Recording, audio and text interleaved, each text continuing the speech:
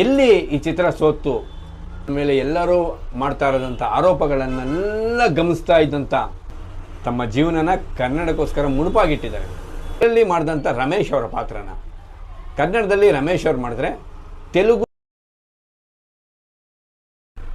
ನಮಸ್ಕಾರ ಕನ್ನಡಿಗರೇ, ಎಲ್ಲರಿಗೂ ನನ್ನ ಪ್ರೀತಿಯ ಯೂಟ್ಯೂಬ್ ಚಾನಲ್ PR ಯೂಟ್ಯೂಬ್ ಚಾನಲ್ಗೆ ಪ್ರೀತಿಯ ಸ್ವಾಗತ. ಒಂದು ಹೊಸ ಟ್ರೆಂಡ್ ಶುರುವಾಗಿದೆ ಈಗ. ಏನದು? ಕನ್ನಡ ಚಿತ್ರರಂಗದ ಶೋಮ್ಯಾನ್, ಕ್ರೇಜಿ ಸ್ಟಾರ್ ರವಿಚಂದ್ರನ್ ಅವರ ಅಮೋಘ ಚಿತ್ರ ಶಾಂತಿ ಕ್ರಾಂತಿ ಬಿಡುಗಡೆ ಮಾಡಬೇಕಂದ್ಬಿಟ್ಟು ಈ ಹಲವಾರು ಯೂಟ್ಯೂಬರ್ಗಳು ಹಾಗೂ ಈ ಟ್ರೋಲ್ ಪೇಜ್ಗಳು ಹಾಗೂ ಎಷ್ಟೊಂದು ಜನ ಸಾಮಾಜಿಕ ಜಾಲತಾಣಗಳಲ್ಲಿ ಆಗ್ತಾ ಇದ್ದಾರೆ. ಈ ಶಾಂತಿ ಕ್ರಾಂತಿ ಚಿತ್ರನ ಮತ್ತೆ ಮರು ಬಿಡುಗಡೆ ಮಾಡಿ ಇಂಥ ಒಂದು ಅದ್ಭುತವಾದ ಚಿತ್ರ ಈಗಿನ ಯುವಕರು ನೋಡಬೇಕು ಅಂದ್ಬಿಟ್ಟು ಮರು ಬಿಡುಗಡೆ ಮಾಡಿ ಅಂದ್ಬಿಟ್ಟು ಹಲವಾರು ಈಗಿನ ಯುವ ಸಮೂಹ ಆ ಚಿತ್ರದ ಬಿಡುಗಡೆ ಬಗ್ಗೆ ಮಾತಾಡ್ತಾ ಇದ್ದಾರೆ. ಶಾಂತಿ ಕ್ರಾಂತಿ 1991 19ನೇ ತಾರೀಕು ಸೆಪ್ಟೆಂಬರ್ ತಿಂಗಳಲ್ಲಿ ಈ ಚಿತ್ರ ಕರ್ನಾಟಕ ರಾಜ್ಯಾದ್ಯಂತ ಬಿಡುಗಡೆ ಆಗುತ್ತೆ. ಚಿತ್ರ ಒಂದು ರೀತಿಯಲ್ಲಿ ಸಾಹಸಮಯವಾದಂಥ ಪ್ರಯತ್ನ ಅಂತ ಅನ್ಬೋದು. ಅದ್ಭುತ ತಾರಾಗಣ, ಅದ್ಭುತ ಕತೆ. ಆದರೆ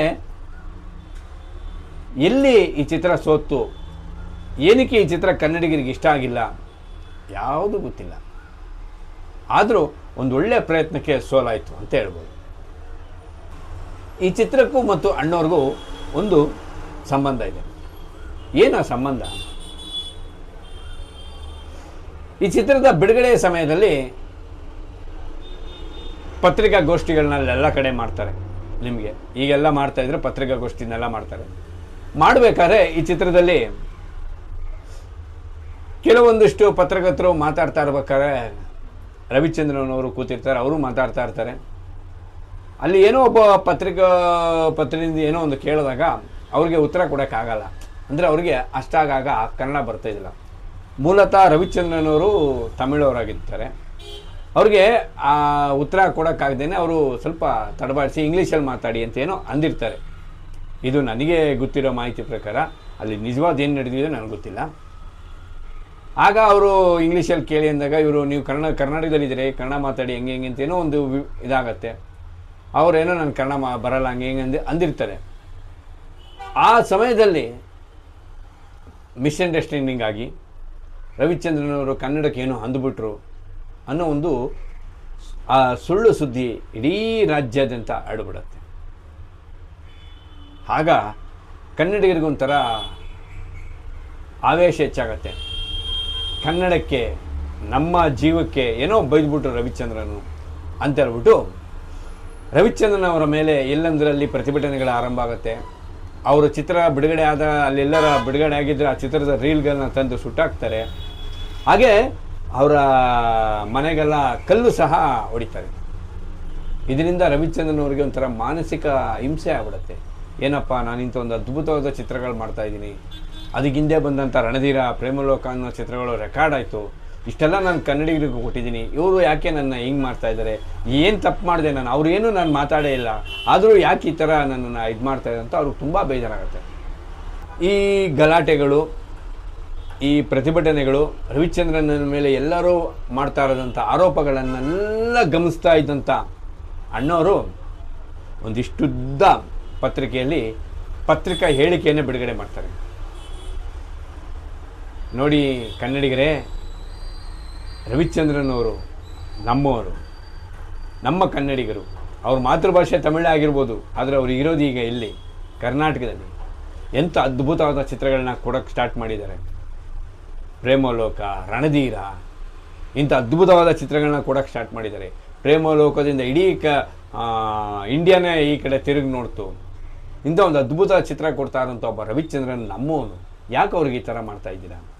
ಹಾಗೆ ರವಿಚಂದ್ರನ್ ಯಾರ ಮಗ? ವೀರಸ್ವಾಮಿ ಅವ್ರ ಮಗ. ನಮಗೆಲ್ಲ ಒಂಥರ ಸಾಹುಕಾರರಿದ್ದಂಗೆ. ಕನ್ನಡಕ್ಕೆ ಎಂತೆಂಥ ಅದ್ಭುತವಾದ ಚಿತ್ರಗಳನ್ನ ವೀರಸ್ವಾಮಿ ಅವ್ರು ಕೊಟ್ಟಿದ್ದಾರೆ. ಯಾಕೆ ನೀವೆಲ್ಲ ಇದು ಮಾಡ್ತಾ ಇದ್ದೀರಾ ಕನ್ನಡಿಗರೇ? ಎಲ್ಲ ಶಾಂತವಾಗಿರಿ.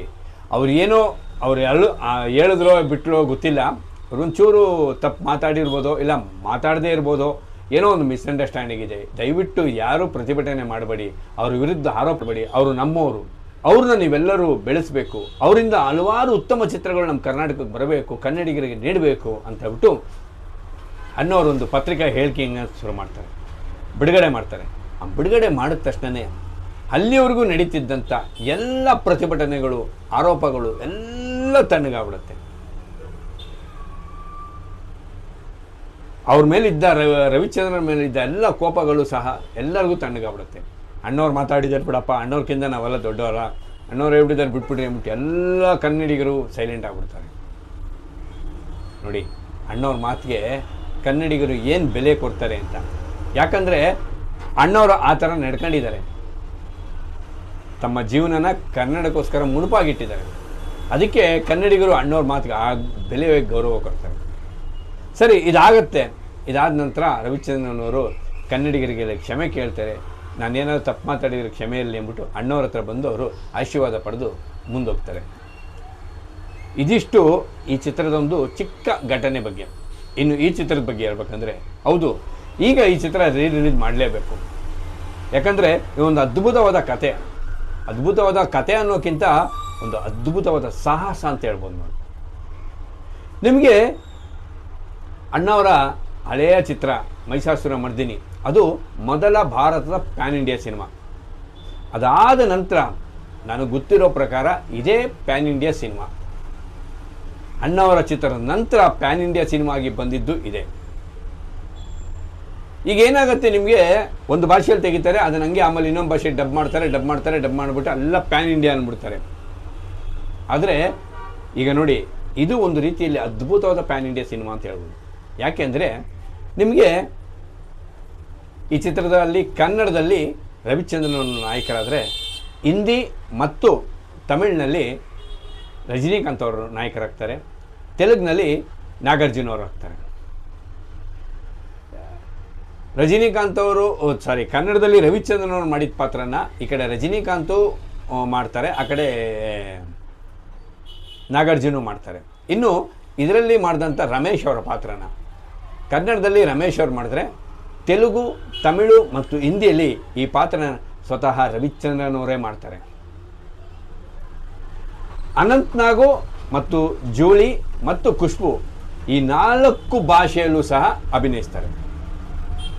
ಆಮೇಲೆ ನಿಮಗೆ ಫಸ್ಟು ಕನ್ನಡದಲ್ಲೆಲ್ಲ ಶೂಟಿಂಗ್ ಮಾಡಿಬಿಟ್ಟು ಆಮೇಲೆ ತಂದು ಹಿಂದಿಗೆ ಮಾಡೋದು, ಆಮೇಲೆ ತೆಲುಗು ಮಾಡೋದು, ಆಮೇಲೆ ತಮಿಳು ಮಾಡೋದು ಶೂಟಿಂಗ್ ಮಾಡಿಲ್ಲ ಇವರು. ಈಗ ಒಂದು ಸೆಟ್ಟಲ್ಲಿ ಶೂಟಿಂಗ್ ಮಾಡ್ತಾ ಇದ್ದಾರೆ, ಫಸ್ಟು ಕನ್ನಡದ ರವಿಚಂದ್ರನ್ ಅವರು ಬಂದು ನಿಂತ್ಕೊಂಡು ಮಾಡ್ತಾರೆ, ಅವ್ರು ಮಾಡ್ಬಿಟ್ಟು ಹೋಗ್ಬಿಡ್ತಾರೆ. ಆಮೇಲೆ ಆ ಜಾಗಕ್ಕೆ ಅಲ್ಲಿಗೆ ರಜನಿಕಾಂತ್ ಅವ್ರು ಬರ್ತಾರೆ. ಅವ್ರು ಬಂದು ತಮಿಳು ಮತ್ತು ಹಿಂದಿ ಆ 2 ಭಾಷೆಗೂ ಅಲ್ಲಿ ಅಭಿನಯಿಸ್ತಾರೆ. ಅವ್ರು ಹೋಗ್ತಾರೆ, ಮತ್ತೆ ಆ ಜಾಗಕ್ಕೆ ನಾಗಾರ್ಜುನ ಅವರು ಬರ್ತಾರೆ. ಆ ಜಾಗದಲ್ಲಿ ಮತ್ತೆ ಅವರು ತೆಲುಗು ಚಿತ್ರಕ್ಕೆ ಅಭಿನಯಿಸ್ತಾರೆ. ಅಂದರೆ ಅಟ್ ಅ ಟೈಮ್ ಒಂದೇ ಸೀನ್ನ ಒಂದೇ ಕ್ಷಣದಲ್ಲಿ 4 ಜನಕ್ಕೂ ಸಹ ತೆಗೆಯುವಂಥ ಅದ್ಭುತವಾದ ಚಿತ್ರೀಕರಣ ಮಾಡ್ತಾರೆ. ಈ ಫೈಟಿಂಗ್ ಮುಗಿದ ತಕ್ಷಣ ಅದೇ ಫೈಟಿಂಗ್ನ ಮತ್ತೆ ರಜನಿಕಾಂತ್ ಅವ್ರು ಮಾಡ್ತಾರೆ, ಅದೇ ಫೈಟಿಂಗ್ನ ಮತ್ತೆ ನಾಗಾರ್ಜುನ ಅವ್ರು ಮಾಡ್ತಾರೆ. ಆ ಥರ ಈಗ ಒಂದು ಪಿಕ್ಚರ್ ಫುಲ್ ಮಾಡ್ಬಿಟ್ಟು ಅದನ್ನು ಪ್ಯಾನ್ ಇಂಡಿಯಾ ಆಮೇಲೆ ಭಾಷೆ ಚೇಂಜ್ ಮಾಡಿ ಆ್ಯಕ್ಟಿಂಗ್ ಚೇಂಜ್ ಮಾಡೋದಲ್ಲ. ಇದು ಆ ಚಿತ್ರೀಕರಣದ ಜೊತೆಯಲ್ಲೇ 4 ಚಿತ್ರಗಳನ್ನು ಸಹ ಒಂದೇ ಸಲ ಚಿತ್ರೀಕರಣ ಮಾಡ್ಕೊಂಡ್ಬಂದಂಥ ಅದ್ಭುತವಾದ ಚಿತ್ರ. ಈ ಚಿತ್ರದ 1988ರಲ್ಲಿ ಈ ಚಿತ್ರದ ಚಿತ್ರೀಕರಣ ಆರಂಭ ಆಗುತ್ತೆ. ಆರಂಭ ಆದಾಗ ಅವ್ರಿಗೆ ಸ್ವಲ್ಪ ಒಂದು 15 ದಿವಸ 20 ದಿವಸ ಹೋದ ತಕ್ಷಣ ಏನಕ್ಕೋ ಈ ಚಿತ್ರ ಬಡವಾಗ್ತಾ ಇದೆ, ಏನು ಕತೆ ಸರಿಯಾಗಿ ಹೋಗ್ತಾ ಇಲ್ವಾ ಅನ್ನೋ ಒಂದು ಗೊಂದಲದಲ್ಲಿ ರವಿಚಂದ್ರನ್ ಇರ್ತಾರೆ.